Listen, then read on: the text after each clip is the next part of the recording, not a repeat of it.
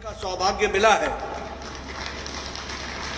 और ऐसा भी बताया जाता है इतिहास में कि धर्मराज युधिष्ठिर ने इस कैथिल को, कपिल स्थल को बसाने का भी काम किया था।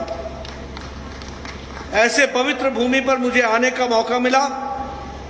मैं अपनी ओर से इस पवित्र भूमि को नमन करता हूं और आशीर्वाद लेकर अपनी बात को प्रारंभ करता हूं।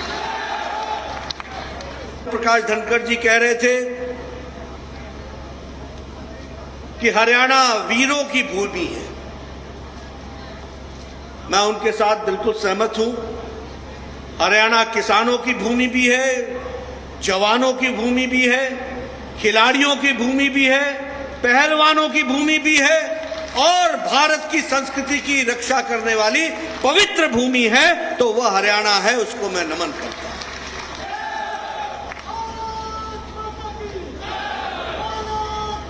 इसी पवित्र भूमि पर भगवान कृष्ण ने गीता की रचना की, उपदेश दिया। ऐसी पवित्र भूमि सच में हम सब के लिए प्रेरणादायी है। मित्रों,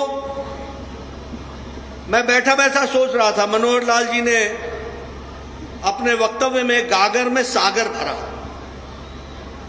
कम शब्दों में उन्होंने बहुत सारी बातें हरियाणा के दृष्टि से आप सबके सामने रखी है। ओम प्रकाश धनखड़ जी ने भी किसानों की बात की, जवानों की बात की, हर समाज के क्षेत्र के लोगों के विकास के बारे में बातचीत की। सबसे पहली बात हमको क्या समझनी चाहिए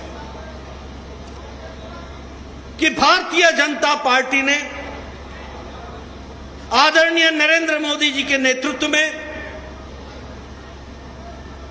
मनोहर लाल जी के द्वारा किए गए कार्यों के माध्यम से राजनीति की, देश की और प्रदेश की राजनीतिक संस्कृति बदल दी है। इस बात को सबसे पहले समझना।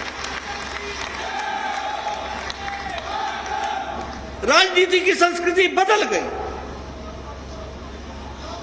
आज से पहले आप क्या भाषण सुना करते थे? फलाना समाज अगड़ा, पिछड़ा, छोटा, बड़ा, नदी के इस पार, नदी के उस पार, मैं तो तुमको लाभ पहुंचाना चाहता हूं लेकिन फलानी जाति के लोग तुम्हारे विरोध में खड़े हैं।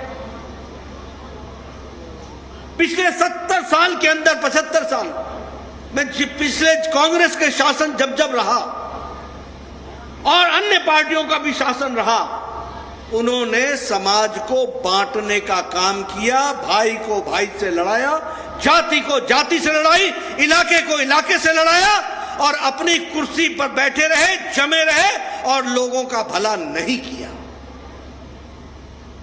लेकिन जब भारतीय जनता पार्टी की हम बात करते हैं, प्रधानमंत्री मोदी जी की बात करते हैं, मनोहर लाल खट्टर जी मंच पर आते हैं, ओम प्रकाश धनखड़ मंच पर आते हैं, संदीप सिंह मंच पर आते हैं, तो छाती ठोककर हरियाणा की जनता को बताते हैं कि उसके लिए हमारी सरकार ने क्या किया है। इस दावे को रखा है तो भारतीय जनता पार्टी ने।